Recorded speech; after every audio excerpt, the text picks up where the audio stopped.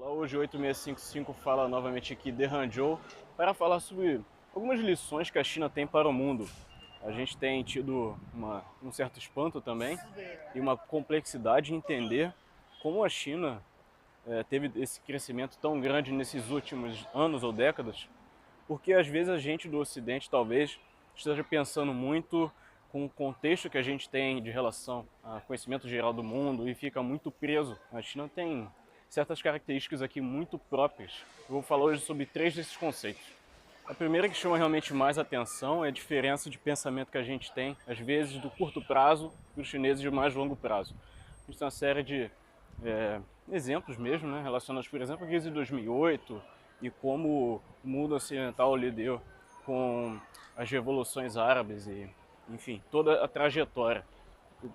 Às vezes a gente fica preso, digamos que até ao nosso sistema político. Então, uma mentalidade, às vezes, fica muito fixa ao tempo que um partido, por exemplo, tem de poder, em que às vezes isso acaba perdendo a dinâmica de um mais longo prazo.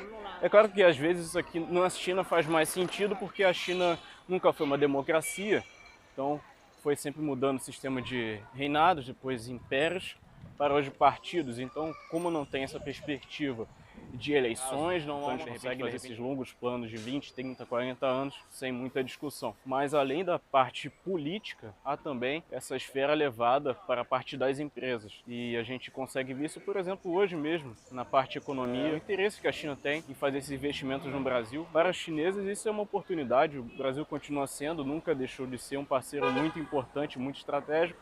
Então fazer esses investimentos e a compra desses ativos que está ocorrendo hoje aí no Brasil faz muito sentido.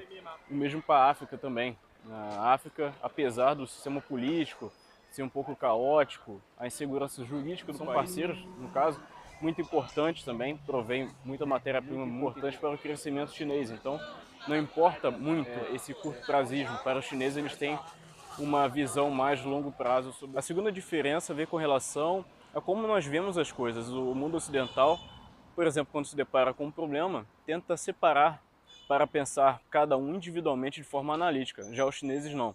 Eles veem todas as partes somadas e veem qual é a relação entre as coisas.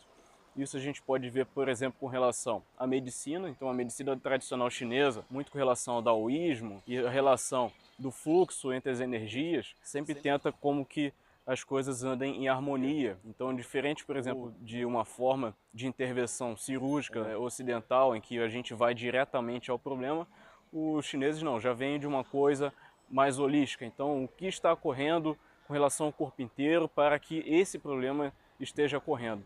Isso, claro, não vai só com relação à medicina, mas também com diversas partes da vida aqui, da economia, enfim, de todos os outros assuntos. E a terceira e última é com relação a como a gente lidar com as diferenças. Os chineses veem a diferença de uma forma muito necessária. Já nós, no mundo ocidental, vemos uma certa dificuldade. Nós vemos muito branco e o preto, não enxergamos as relações e como elas são importantes e necessárias para a convivência harmônica. Os chineses não, eles veem realmente de uma forma complementar, em que sim, as coisas podem andar juntas, apesar da oposição, da diferença. No mundo ocidental, por exemplo, a gente conhece muito bem como formado aqui o caractere de crise, que vem a junção de duas partes, né, de perigo e de oportunidade. Então, os chineses tudo vem com essa relação. Por exemplo, a gente no mundo ocidental pensa que mercado e economia não são coisas que podem andar juntas. Já os chineses sim pensam que as coisas andam juntas. O sistema, por exemplo, do um país, dois sistemas que há aqui. Então, tecnicamente, há dois países aqui, Hong Kong e China. Mesma coisa com Macau e China também. Eles podem andar sim de formas diferentes ao mesmo tempo. Então, os chineses pensam bastante sobre isso.